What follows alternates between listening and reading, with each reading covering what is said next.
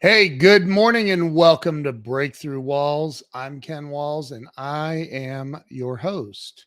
And today I have the inimitable Dr. Fred Moss on the show. So do me a favor and go ahead and share this out so we can have as many people as possible hear Dr. Fred's wisdom. So stay with us. We'll be right back.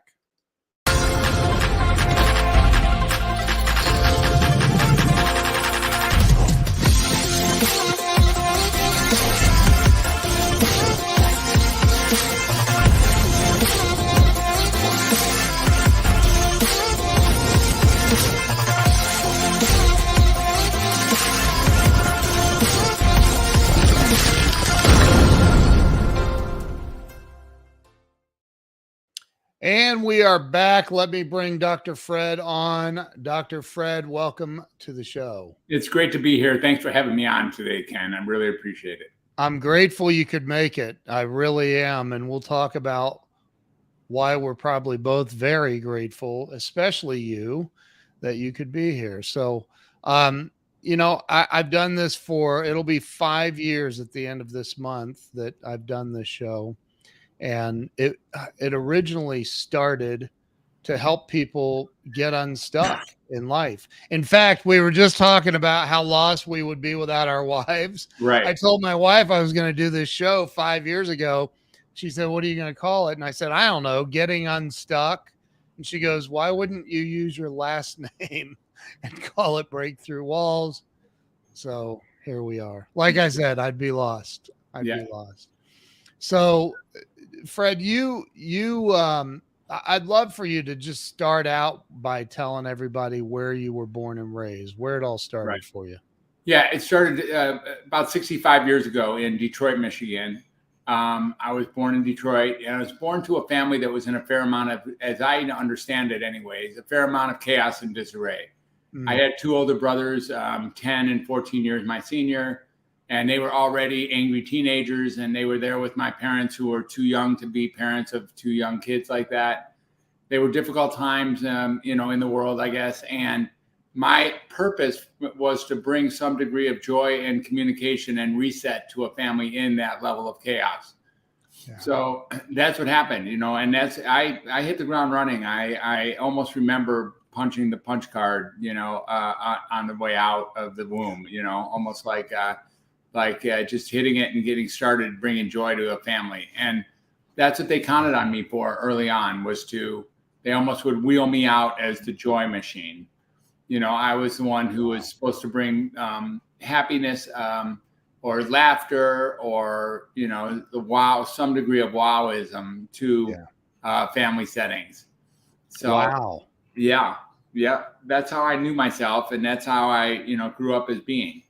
And that's really established a lot of who I've been my whole life in real time. So when you say chaos, are you talking about like dysfunctional chaos? I think there may have been some dysfunctional chaos going on. I was a little bit too young to actually do a functional assessment of what the level of chaos was. Right. But the way my brothers have described it to me, things were pretty out of control. Got it. So you were raised your entire all through school in Detroit? Right. I went through. I stayed in Northwest Detroit in the suburbs. Okay. I was in Oak Park for a while, and then I was in Southfield and graduated in Southfield, which is just a little bit northwest Detroit. Yeah. And I stayed there until college. Yeah, where I went, because I liked the helmets more than anything else. I went 40 miles west to Ann Arbor and started school there. Okay. Well, I'm from Ohio, so we're natural born enemies, I think. Right. Well, I also, I raised my children in Cincinnati, so I'm very familiar with Ohio as well. And my daughter's a Buckeye. My daughter's a Buckeye graduate. So that's awesome. Yeah. I love your daughter then. She's amazing. Well, she is amazing because she was told ever since she was born that she could go to any college she wanted except Ohio State. And of course, that's what she got her degree. Yeah, well, it sounds like my daughters do the Yeah, exact opposite of what they're told. that's right. So and by the way, this is totally off subject, but I was in Detroit a couple years ago, my very first time ever, and I'd always heard that Detroit was the downtown was just this dirty, awful area. It's not Not at all. anymore. It's No, no. gorgeous, in fact. It's flat out gorgeous. It is. It's a near tourist trap at this point. It It's flat out beautiful. And the river, they have Yeah, restaurants right there on the river. It is absolutely gorgeous up there. they have done a lot since their bankruptcy. They have really done a lot and Yeah. really recreating, regentrifying, and re-livening that city. Yeah. Um, I was in Southfield, as a matter of fact. Isn't that where 8 Mile is? well, 8 Mile and Southfield starts north of 8 Mile Road. Yeah. Okay. Okay. Yeah. I was there. I was there visiting a client in Southfield. Yes, that's right. So you were born and raised there. You went to Michigan. I went to Michigan. I didn't graduate at Michigan. I Oh. eventually graduated in Wayne State, which is the downtown Detroit school. Okay. So and you're talking undergrad. Right. Right. What was your undergrad in? Oh, I think my undergrad was in, survival. I think my actual degree was a BS in biology out of Wayne State. You got it. Okay. Yeah, So, I dropped out of Michigan a couple times, 2 separate times. So wow. coming back and living, really trying to get settled with my parents and getting my first job in mental health.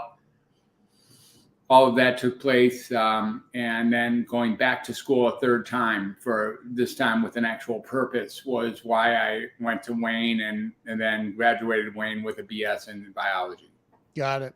So, and then you got into the workforce after that. Well, I was in the workforce quite a bit before that. I was in the workforce while I was finishing up at Wayne. So Okay. I was doing, half to full time, 12 hours or so at Wayne, while I was a mental health worker. I was a child care worker down the road in Pontiac, Michigan. Wow. And I had that job because, my mom, the second time I dropped out, I told her I would never go back to college again. And she said that was fine as long as I got a job, and so the job she got me was civil service job in Pontiac, Michigan at the Fairlawn Center, where I then became a child care worker. And frankly, Ken, I would say that I'm still almost a glorified child care worker 44 years later. Wow. How long did you stay in Michigan, like, after all that? So I was in Michigan.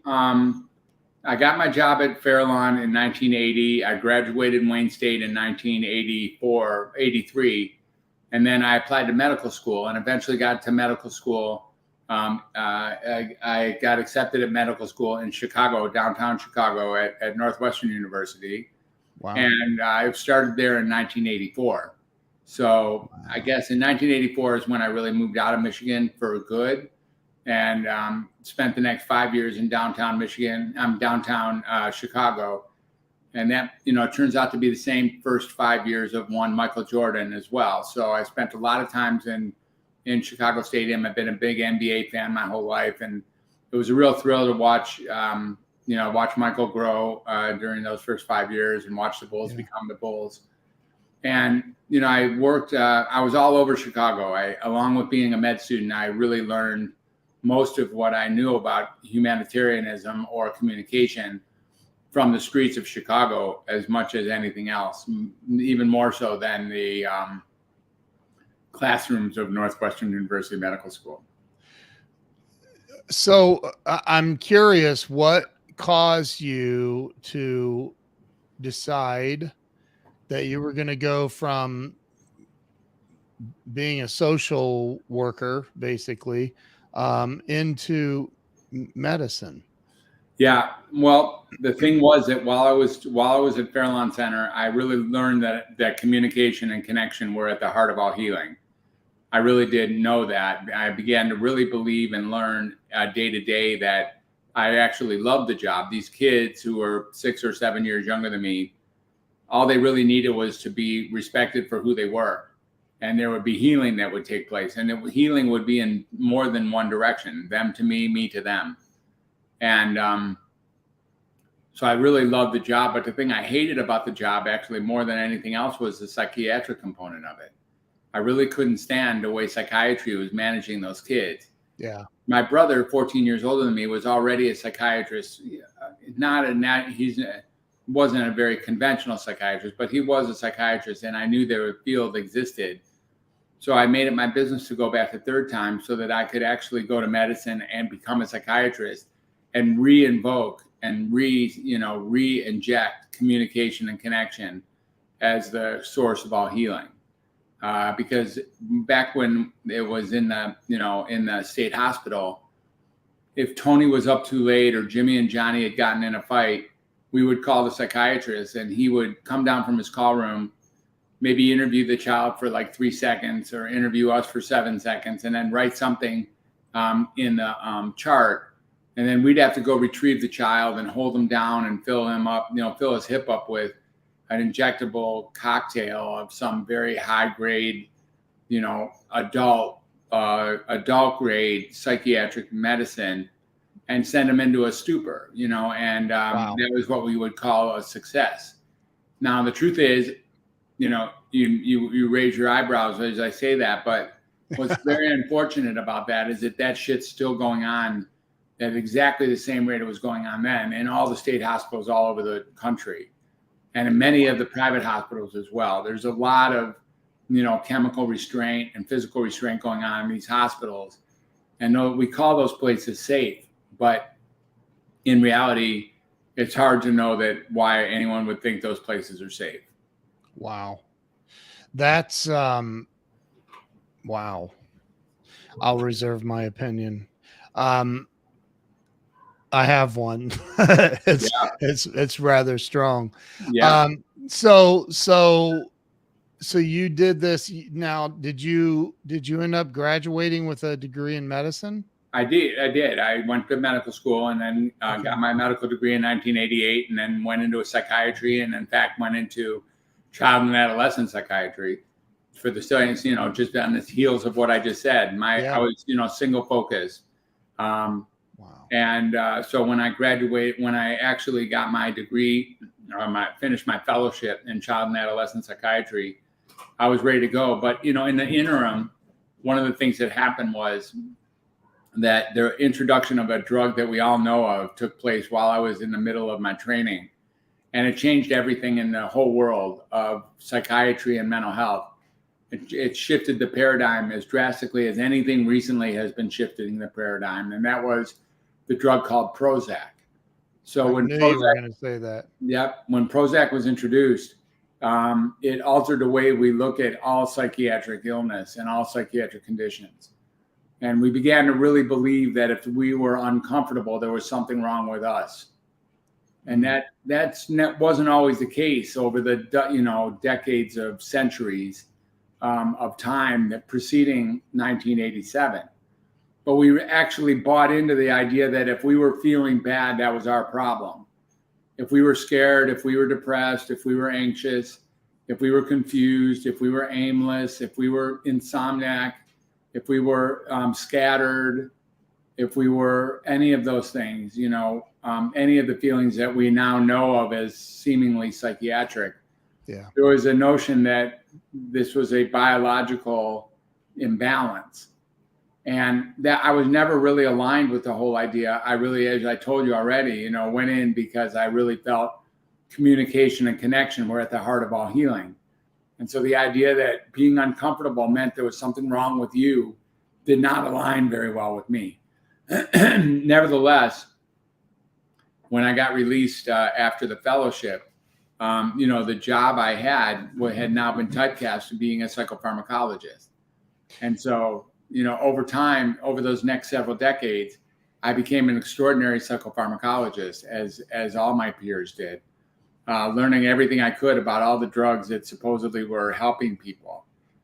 And with every prescription I wrote, Ken, there was a little bit of heartbreak. And we'll talk a little bit more about heartbreak, I think, by the end of this show.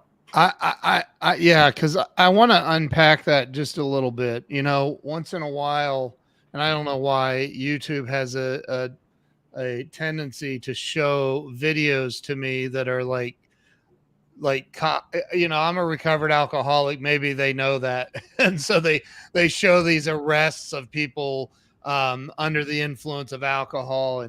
And I remember recently seeing this one. This guy was absolutely not intoxicated, but was out of his mind, and the cops are trying to, like, he was talking in weird, like, just, and I thought, what in the world? How do you get through to somebody that literally is? I mean, he was literally out of his mind. They couldn't get him into the police car. It was insane. And I'm sitting there watching this, going, how do you get through to somebody like that? Do you just drug them and let them, eventually die? Because that's what's going to happen, right? Right. So it bothers me to see stuff like that, when I think that there's probably some sort of this is my opinion, spiritual solution, maybe somewhere along the way. But so you said, how did you put it? A pharmacologist?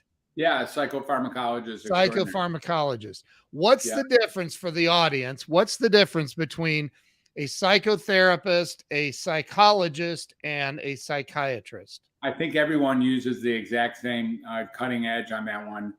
The definition that's well known in the community is that a psychiatrist is the one who prescribes medicine.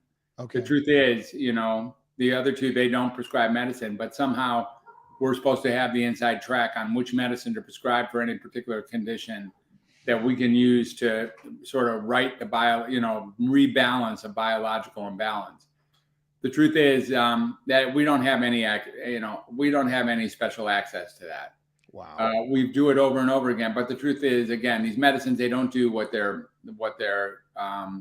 marketed to do.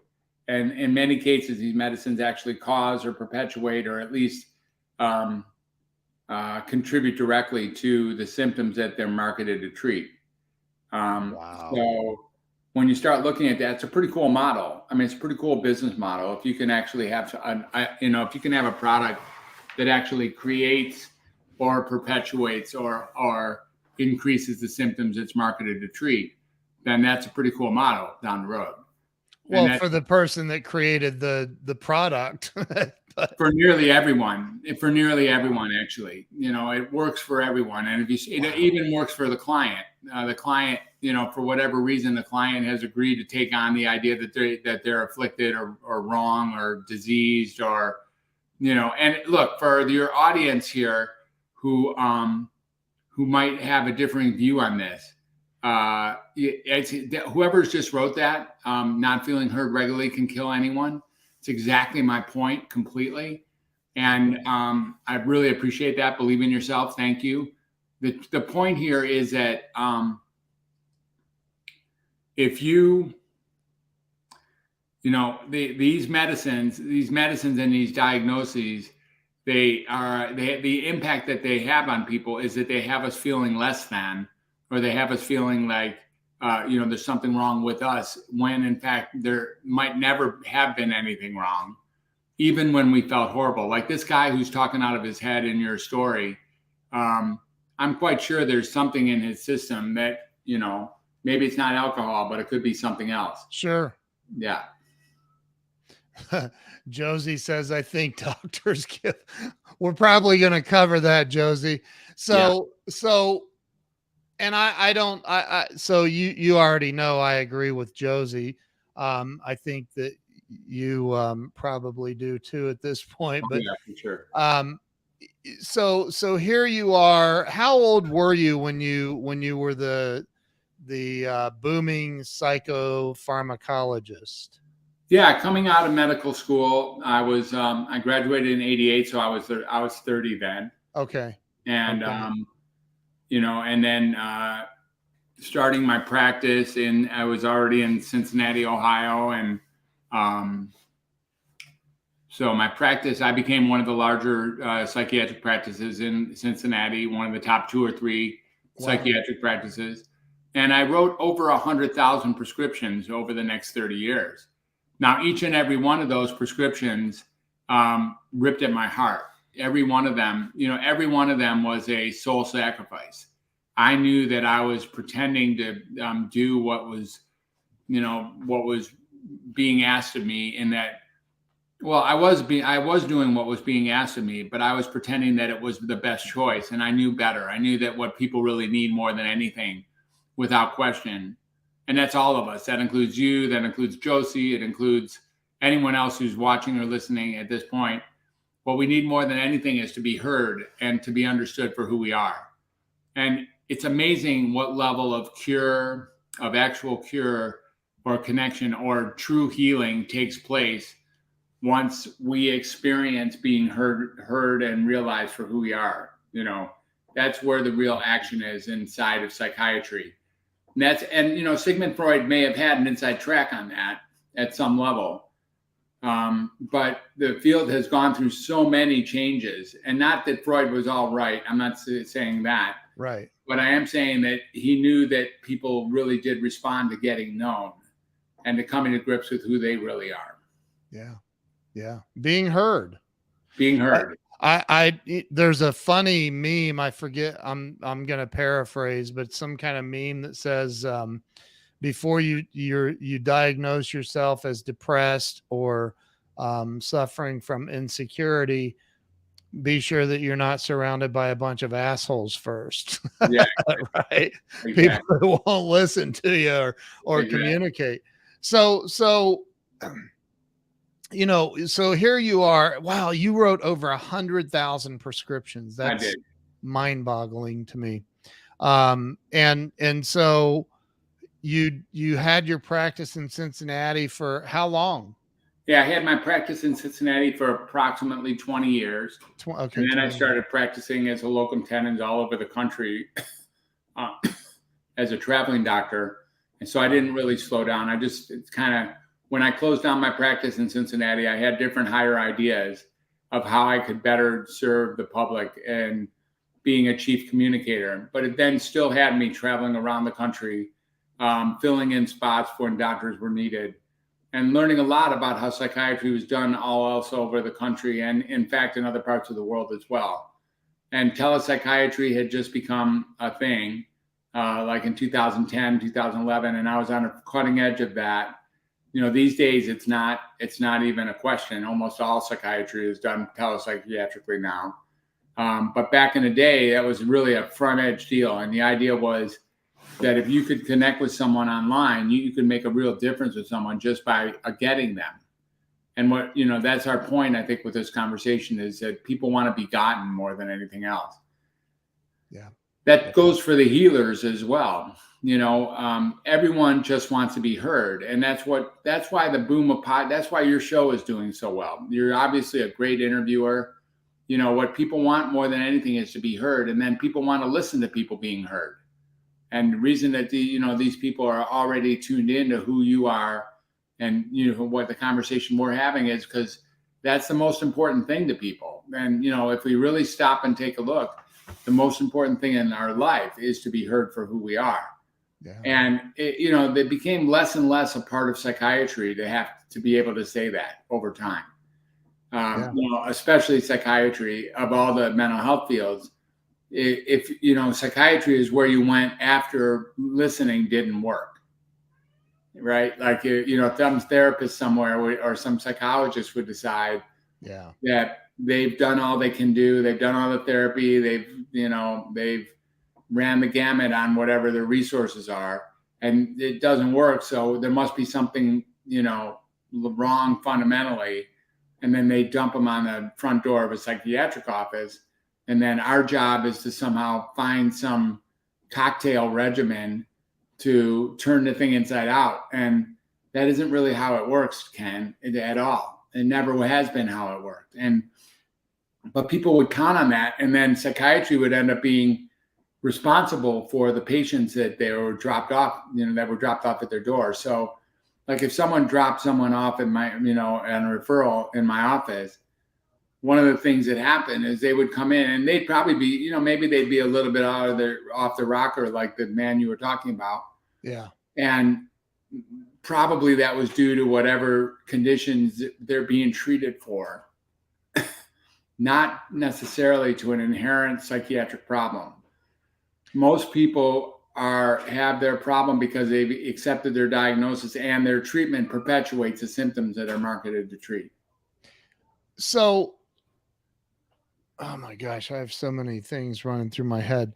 Number one, is there such a thing, in your opinion or your experience or training, is there such a thing as a chemical imbalance? No, not as I knew you were going to say that. Yeah. How did I know that? Yeah, I think, you know, I think there are situations where our chemicals are imbalanced. Like if we eat the wrong stuff, or we drink the wrong stuff, or we watch the wrong stuff, or we listen to the wrong stuff, we certainly know how to become imbalanced. But there's no such thing as an inherent chemical imbalance that causes a mental illness. I want to throw in a caveat, if you don't mind, right now, which is there might be some listeners here who disagree with me fundamentally about that. Right. Really believe that their child or their mom or themselves or their friend or their spouse has what's a chemical balance, you know, what's known as a chemical imbalance, and that they've been properly diagnosed and properly treated, having received that diagnosis, and that things are going as well as they could possibly hope that they would ever go. This conversation is not for you, is not for them. If that's where you're at, where you have found some peace in the notion that there's a chemical imbalance at the bottom of who you are, who they are, and that the treatment that they're receiving, on top of the diagnosis that they've acquired, is helping them, then you should continue to do that. It's a really, really beautiful place in life to have reached a point where you believe you have, found a, found a purpose or a definition and are treating it wisely. So what I really want to say is, it's not, this conversation is not going to align with everybody. Right. Some people who are certain there's such thing as a chemical imbalance, and they're going to want to go to the grave swearing to that. That's just not the way I think about it at all. I think that, you know, we can be imbalanced, but it isn't the cause of a diagnosis. And most things can be rebalanced by proper nutrition, proper lifestyle changes, and really looking at, you know, what led to this sense of imbalance in the first place. Does that include, again, I know that this is your opinion. Does that include people, maybe it was a childhood trauma that caused some imbalance in their thinking or whatever? Does treatment include like reliving that, rehashing that over and over and over until it's resolved? Well, I think there are some therapies that would suggest that that's part of an important treatment. I don't think that that's necessary at all. And I think, you know, reliving and relearning and re-experiencing things over and over again until this cathartic way of thinking that you can relive your experience and thereby incorporate it into your lifestyle. I don't think that that's an adequate or, in fact, a proven way of moving the needle forward.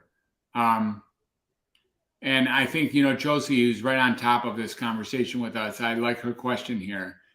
And of course, each and every one of us, you're allowed to be depressed. Right. And that's the whole point. In fact, if you're looking around the world and you're never depressed, you're missing a lot, because there's some things out there in your life personally, right, and in the world in general that are extremely saddening, extremely depressing. And there's nothing wrong with you to actually experience that depression. I have a funny psychiatrist story, and it's a real story I experienced. I used to sell for this bathroom remodeling company, and I go to this house to give the guy an estimate. And in conversation, he tells me he's a psychiatrist. And I said, okay, great, blah, blah, blah. And so I give him the estimate.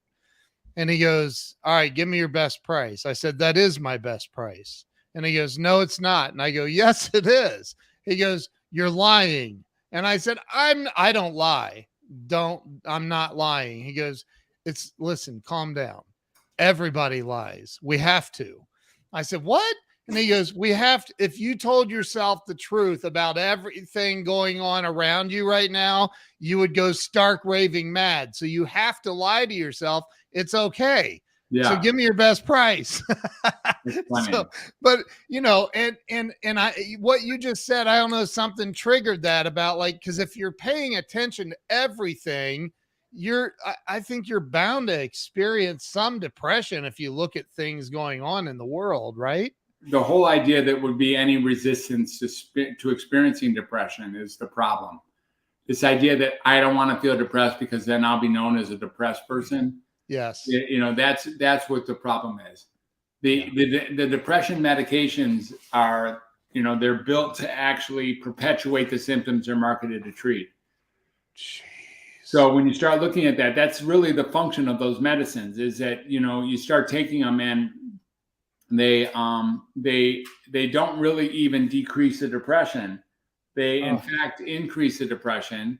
And then you think that your depression got worse in the meantime, and then you become glad that you're on medicine because at least you're dealing with it. But in fact, what you don't realize is more frequently than not, the medicines are contributing directly to the symptoms that they are designed to take on. I've heard, and I don't know that it's true, and I hate bringing this up, I really do, but it's a reality in life. We keep having these incidences occur in schools, and I've heard that like 100% of the people causing the harm are on depression medications. Mm-hmm. Is that something that you have heard, or I've heard a similar thing. I don't know that it's 100%, but it's no surprise to me. These medications are very, very wicked, and we call these side effects, but the truth is it's more than the medicines. We don't want to blame the medicines. It's like blaming rat poison for killing the rats. The truth is you don't have to put the medicine into your mouth, and you don't have to go to a doctor to learn there's something wrong with you so that they can give you medicine so that you can take it because your doctor told you to. Wow. That you don't have to do that. It's not the only way to proceed. There's a way of really getting the truth of the, confusion and the chaos of all of it. And there is massive, massive chaos everywhere. That's my wife on here with us, Fred. Okay, cool. Yeah. There's massive chaos in everywhere. And if you can just embrace it for what it really is, then we actually have a shot of making steps forward that really matter. What people want more than anything, Ken, I'm just going to keep banging on this, is to be heard for who they really are. Mm-hmm. Yeah. What I love, Josie says, my dad always said, you want to be sick, go see a doctor. He'll find something. Yeah. You can only go to a barbershop so many times without getting a haircut. So. Right. So you did this for 30 years. When the 10 years that you were a traveling doctor, you said you traveled around the US. Were you still writing scripts? Yeah. Oh yeah. That's why they would hire me. That's the only reason to hire a psychiatrist. Oh my God. So, okay.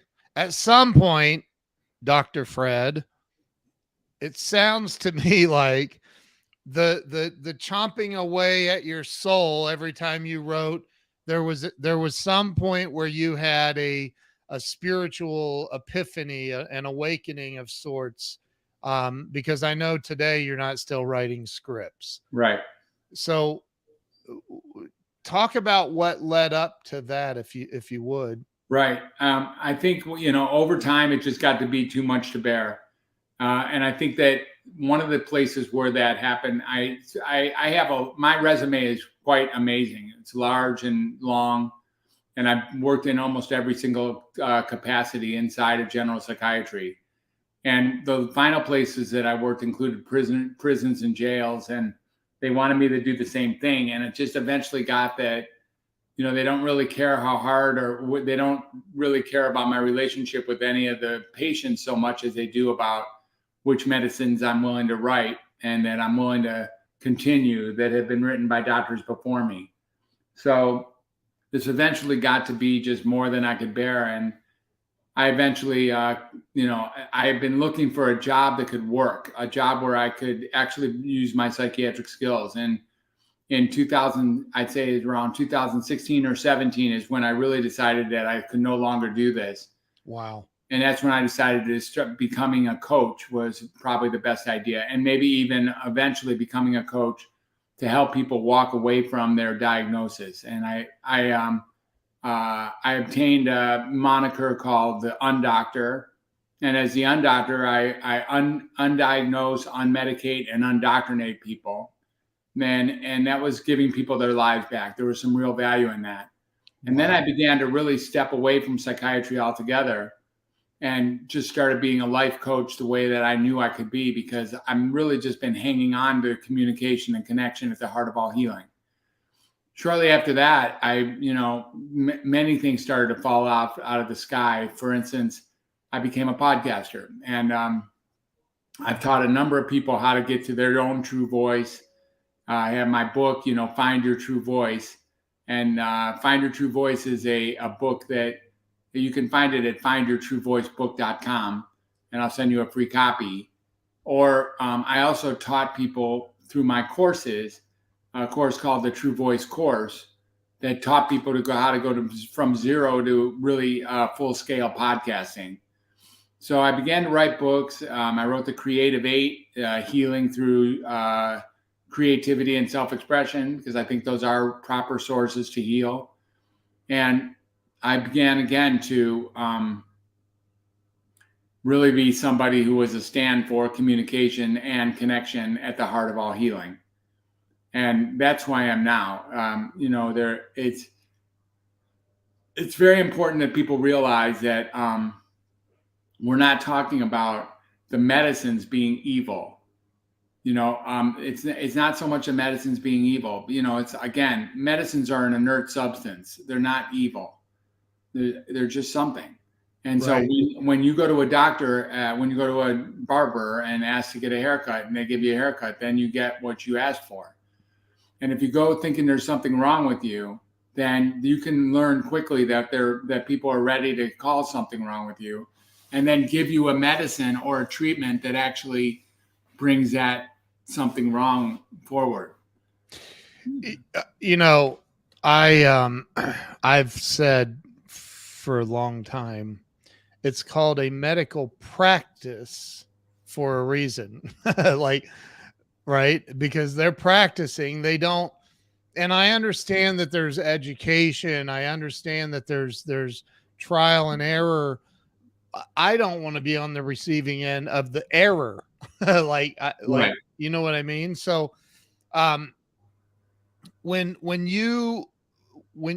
because life coaching, which I'm a coach, life coaching is significantly different than writing prescriptions. Right. For sure.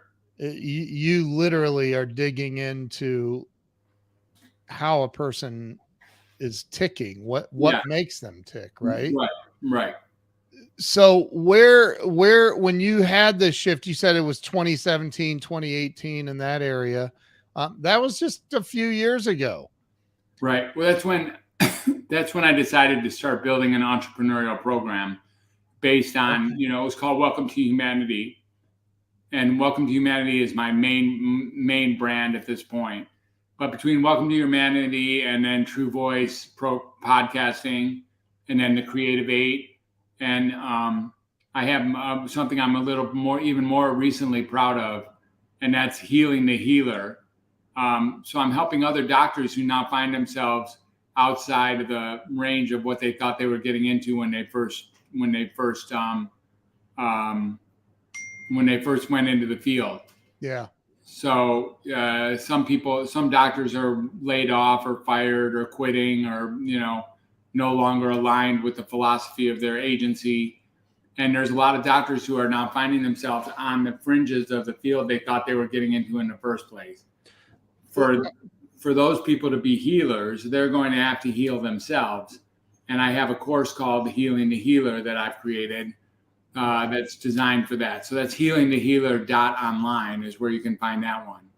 Somebody type that in the comments for me if you would. Healingthehealer.online. Right. And then the other course is the truevoicecourse.com, because that teaches people how to become podcasters like you and I, and how to really get in touch with their authentic self that they've been obscuring over time. And so that they can get really aligned with that, because when, being aligned and with, like you might hear it with me, there is a sense of camaraderie that gets built with the fact that I'm coming from my soul when I'm speaking to you. Yeah. And I think you see that and know that, and that's why we can relate to each other. Yep.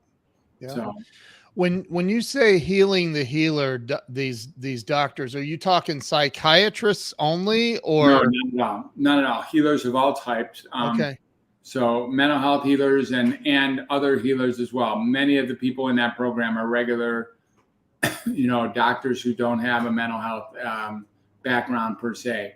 Yeah. It's really just a matter of learning how to say goodbye to what hasn't worked anyways and say hello to who you really are. And that's, that's a lot of what the programs are that I've developed over the last 6 or 8 years.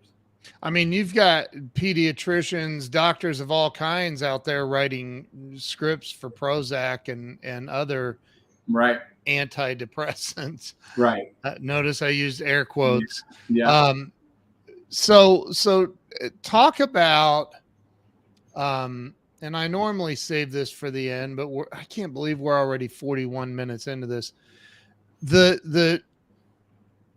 I think that, and this is just my opinion, I think that having money, not obsessed with it necessarily, but having money or wealth is related to freedom in life. Like they're related, because it's very difficult to have or go to great places and experience great things if you're broke and homeless, right?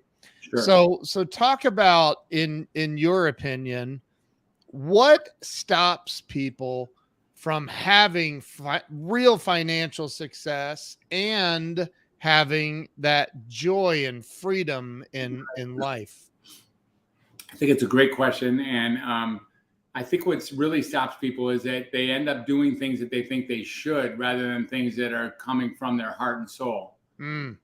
So when you end up doing things that you think you should, whether that be for the boss or for the,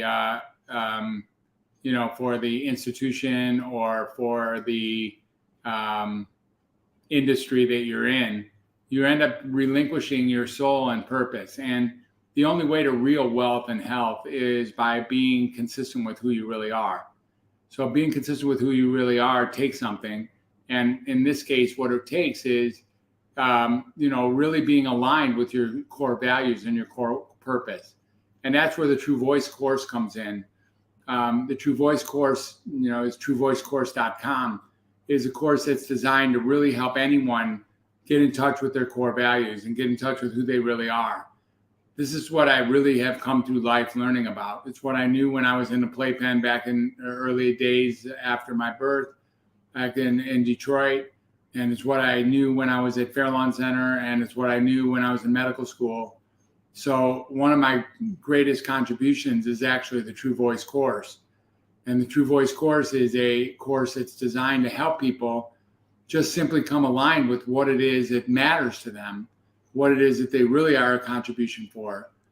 Because without being aligned with your true self, even if your bank book tends to swell here and there, that is not real wealth at all. Being inconsistent with yourself and having a little bit of money in the bank, or even a lot of money in the bank, is not what I call a rich and wealthy life. Amen. I agree with that. I agree. But it does make life easier. It does. There's no doubt that having money makes life easier, even if you're unhappy. But being unhappy and having money is not the sign of wealth by any stretch of imagination. Totally agree with that. Totally agree. So do you think This is a big question. I think it's a big question. Do you think that we are all sent here to this planet with a predetermined um, purpose? Yeah, it's a good question. The word predetermined is the word that I would take apart a little bit here. Okay. So, do I think that somehow on the day I was born, somebody had it written somewhere in a script that I would learn how to be the man I'm being right now as a contribution to the world? I don't know. I don't think that. I do think that if you follow what's right and keep doing what's right, and we generally know what's right, and whether we're going to use our religious upbringing or our community upbringing or our friends, if you live a life that's consistent with your core self, then you get to be a contribution at levels that are otherwise unfathomable. You know, I don't know what kind of relationships might develop for me and you, or for me and any of your listeners as a result of this conversation today, for instance. Right. If people want to reach me, though, it's possible that we'll design something together that makes a real difference in their life, either through a coaching relationship or through one of my courses or through the event that we're having in September or whatever that really moves the world forward. So do I think that each and every one of us has a contribution to make in the world? I think that's obvious that that's true. Whether it's predetermined that I was headed this way and so are you, I think that's a little harder to wrap myself around. I think you and I had this discussion in our very first conversation. I remember where I was exactly during our first conversation because I was blown away we were having it. And thank you, Mark Victor Hansen, for introducing us. But I'm a huge fan of Dr. Joe Dispenza and his work. I truly believe, this is me personally, and I want your opinion on this. This is why I'm bringing it up. I truly believe that if we can learn how to change the conversations that we're having with ourselves, people used to say, I've heard, if you talk to yourself, that's a sign that you're crazy, but everybody talks to themselves, right? Like, so if we can have different conversations with ourselves about ourselves and about the paradigm we have of the world, don't you think that can change the trajectory of our lives? Oh yeah, it most definitely can. You know, I like Joe's work as well. And I think that what we're talking about here is, the whole point is if we start thinking that things should be different than they are, that's when we start being able to call ourselves sick. That, we think we should be different than we are. And then when we start really realizing that we can let down the guard there, and the better and more thoroughly that we can accept who we really are. Yeah. And really, express ourselves openly and honestly, not in all situations, by the way. I mean, it's not like going to the top of the mountain and saying you hate your mother-in-law is a good way to go. There are situations where even silence is an excellent choice in expressing ourselves. But when we can express ourselves and be heard for who we really are, then it does move the needle forward. And we are able to make some gains in the world that otherwise might not be readily available. So we know what white coat syndrome is. We know that anybody wearing a white coat that diagnoses us with something, it may have been yesterday, it may have been 10 years ago, but we've been given a diagnosis. Most people take that as Moses and like, he has spoken, so it must be, and this is just my lot in life. How do you, when somebody has already been diagnosed, maybe they've been on these psych meds for years, how do you help them have that shift? I truly believe that if somebody's on these medications. This again, my opinion. I'm probably going to get hate messages for this, but I think that they know that this just isn't natural. Right. No, I think that most people do know that it isn't natural, and you know, there is some value in being told that there's something wrong with you. You get to kind of relinquish a little bit of responsibility for your life. So I think that what you're asking is, you know, like how do we set these people up to go through the change they need to go through if they're going to clean up their lives and become, like I could say, you do have a diagnosis, Ken. Your diagnosis is Ken Walls. That's your diagnosis. Right. That you have a life that is unique to anyone else, and you see the world through different eyes than anyone else. Yeah. They're called your eyes. And there's nothing wrong with your eyes. It's just how you see the world. Now, if I give you medications that alter the way that you see your eyes, through your eyes, now I have altered your actual perception and given you a pathology. I have given you a new way to look at the world, a new set of glasses, if you will. You know, I have my glaring glasses here, but, you know, we have a new set of glasses that then give you your perspective. What do we do here when I'm walking people off medicine, or when I'm giving people their life back? We start looking at what would life look like to give up the idea that there might not be something wrong with you. There are many people out there who know at their heart of hearts that there's nothing wrong with them, that the world is screwed up. And the world is screwed up. It's true. And being afraid or being anxious or being depressed or being nervous or being tired or being confused are potential normal reactions to a very messed up world. Amen. I agree. I think that we're so quick these days to immediately just write a script. It's going to solve your kid being out of control, instead of parents taking responsibility for their inability to I don't know, discipline. That was something I experienced as a child, was discipline. You know, we weren't aware, but anyway, so we could go down a deep hole on that. I don't want to do that, but one last question I have for you that I'd love to hear your thoughts on. Very, very good friend of mine runs the Ohio Suicide Prevention Hotline. He's actually chairman of the board for the National Suicide Prevention Hotline. And you know, during 2020 and through all of that craziness, suicide rates skyrocketed. I mean, skyrocketed.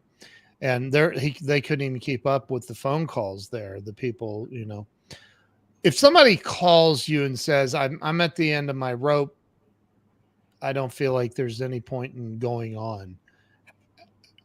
How do you bring that? Because I know I've been there and that in thought, at least, you know, like, what's the point? How do you bring that person back to just hang on? It's going to be okay. Well, it's interesting. It's not clear that it's going to be okay. You don't want to give them a lie. Right. It might not be okay. The point is that you are going to die anyways. That's true. And what people want more than anything, Ken, we've talked about it a couple times already, is simply to be heard. Yep. That's it. If you can just listen to, oh my God, I get it. I get it that this is where you are with your world. Even in the act of hearing someone, even in the act of resonating with someone, of actually listening and connecting with somebody, you can make a difference in their lives at a very, very, very deep level. And the suicide rates, it's hard. We don't get to often interview the actual victims of suicide because they're gone. So we don't really get to hear what went into those final stretches. But one thing is fairly certain, is that when people feel heard, all they really have to do is feel heard. They don't have to be agreed with. They don't have to be, their level of connection is what can sometimes cause a massive turnaround. And that's what's really important, is it listening and then absolutely just acknowledging the pain or the despair that their person is speaking toward. Wow. That's powerful. People want to be heard. Yeah. And they're not. They're not. No, we're no longer listening to people. And in the censor world, the cancel world, we start thinking that if people say things different than what we want, that they shouldn't even have a place. And I find that to be remarkably dangerous in this present day and age. Yeah. Well, there's some great comments. Josie saying a guy in her hometown found his son ended his life over school bullying and he blames himself. The guy blames himself. I can't even imagine. I have 2 daughters and I can't even. Well, the saying to Josie, all we have on Josie is for you to be a listener, to really hear what this father has to say. And he will love you for that. And you will heal along with him by being able to absorb and listen to all the pieces of it, including the unspeakable or intolerable aspects. So the best way to be here for your friend there is to listen, listen carefully to what the dad's experience is. What's next for you, Dr. Fred? I have a couple things. I have the courses that I've talked about. The healingthehealer.online is a very cool course meant for healers. I'm really, really digging into that. And then truevoicecourse.com is a great place that I'm helping people get their truest voice out in the real world. We have an event in September as well. The event is about influence to income, and it's podcastprofitworkshop.com. And I'm working with 2 men, and we're really putting together a really cool program on helping people get everything they would need to take themselves not only to a podcaster, but to a scalable, marketable podcaster. Yeah. And I think, for me, the next space for me is just making myself available. I've had an event here not so long ago, a couple of weeks ago, that was a real shot to my own physical nature, and seeing that this is another gift. I had a little bit of a cardiovascular event, and really took me out for a little while. And the idea now is to step into my bigness and my greatness, and to help people see that maybe the shot that I took is a shot that was taken for the community. Maybe we're all heartbreaking. And maybe it's really time to just get in touch with that and be with ourselves. So, amen. Yeah. Amen. I hear you. Is there a place? I know we have findyourtruevoicebook.com up on the bottom of the screen. That's where you can go get a free copy of the book, right? Right. Mm-hmm. So I have the website open in another tab. Is there any other website where people can that has all your stuff in one place? The best place for that these days is my Linktree. So my Linktree is linktr.ee. That's linktr.ee/Fred Moss. And you can see everything I'm up to right there. Okay. Is that it right there? Yeah. Okay. So that's where they can follow you on social media. You pretty active on social? Pretty active on some of the sites. I like LinkedIn, and I tolerate Facebook and occasionally show up on Instagram. Okay. But and then some of the projects that we're up to with respect to podcasting, that's what we really need. That's awesome. Yeah. That's awesome. Yeah. I teach it too. I have a course on it as well, and it's huge. People need to learn how to use their voice and do what you and I do. Yeah, I'd be glad to work with you if there's an opportunity for that. We might be Yeah. able to make some real difference. Yeah, definitely. Well, Dr. Fred, I am very, very grateful that your event, your cardiac event, has you still here with us, and I'm so grateful that you came on and shared your wisdom. Josie says it right here. We need more doctors Yeah, like thank you, you. Chelsea. T- Yeah, Totally agree with that. I 100% agree with that. thank you. I think that your message, it needs to resonate with everybody. Yeah, it's not so simple to get our voices out there, but with shows like this and friends like you and Yeah. people like Josie, I feel free to share this as far as wide as you want, Josie. This is the best way to make sure that the good guys also get heard.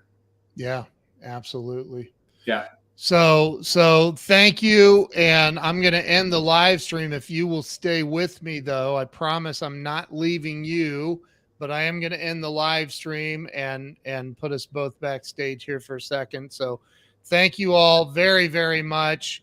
Please make sure that you share this out. Go to Facebook. We're on LinkedIn. We're on Twitter. We're everywhere right now. Go find it and share this out. Absolutely amazing interview. Dr. Fred, thank you so much. You thank you. are the man. Thank you. Thank you so much. Appreciate you. Great to be on You it. guys have a great day. Make sure you go follow Dr. Fred everywhere. Check out his link tree. Check out everything. Follow him everywhere. Have a great day. See you guys later. Thank you.